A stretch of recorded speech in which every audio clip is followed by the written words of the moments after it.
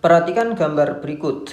1 ya, itu ada zat cair di mana dimasukkan ke dalam wadah dan permukaan zat cair di dalam wadah tersebut pada gambar nomor 1.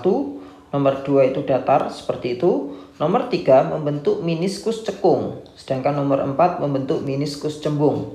Nah, keempat gelas tersebut diisi dengan zat cair. Gambar yang menunjukkan gelas yang diisi dengan air adalah nomor berapa?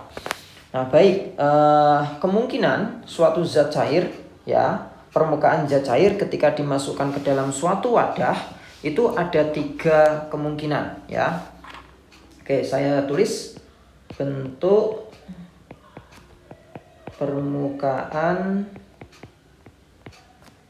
zat cair pada wadah.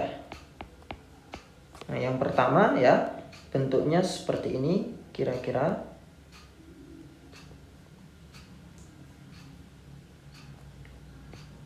Nah, ini wadahnya. Nah, jadi bentuknya itu adalah datar kayak gini.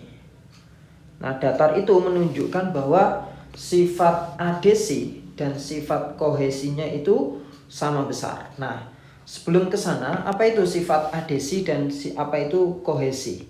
Nah, jadi ada yang namanya adhesi.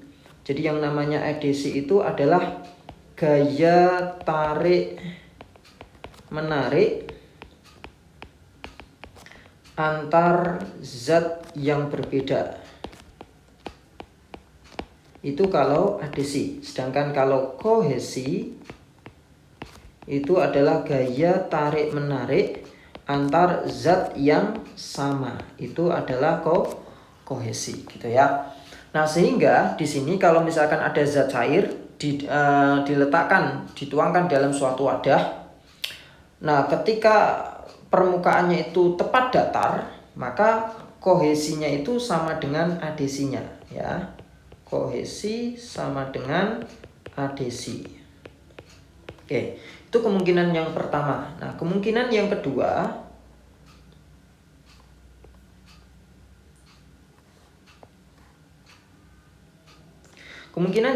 yaitu terbentuk meniskus cekung. Nah, seperti ini ya. Ini meniskus cekung.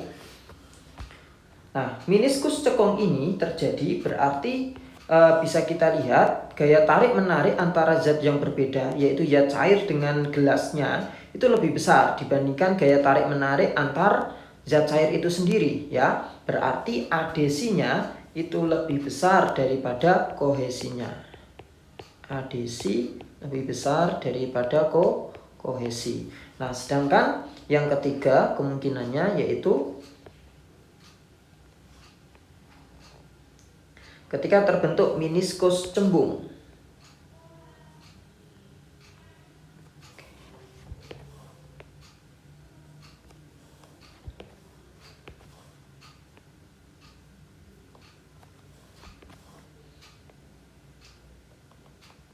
Nah, meniskus cembung ini menunjukkan bahwa gaya kohesinya, gaya tarik menarik antar zat ya yang sama atau zat cair itu lebih besar dibandingkan adhesinya, gaya tarik menarik antara zat cair dengan gelasnya ya. Nah, sehingga di sini bisa saya tuliskan bahwa kohesinya itu lebih besar daripada adhesinya.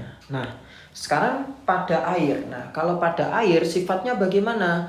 Kalau pada air ya, kalau kita bereksperimen langsung, mudah saja ya, tinggal memasukkan air ke dalam gelas, maka nanti akan terlihat meniskus cekung. Nah, jadi air itu termasuk yang meniskus cekung ini. Ini air contohnya ya. Nah, ini meniskus cekung. Sedangkan nanti kalau pada raksa itu contohnya pada meniskus cembung. Ini contohnya adalah raksa. Meniskus cembung. Nah, gitu ya. Nah, sehingga karena air itu terbentuk meniskus cekung, maka yang benar adalah adhesinya lebih besar daripada kohesinya. Atau gambar yang tepat di situ adalah gambar nomor 3 atau C.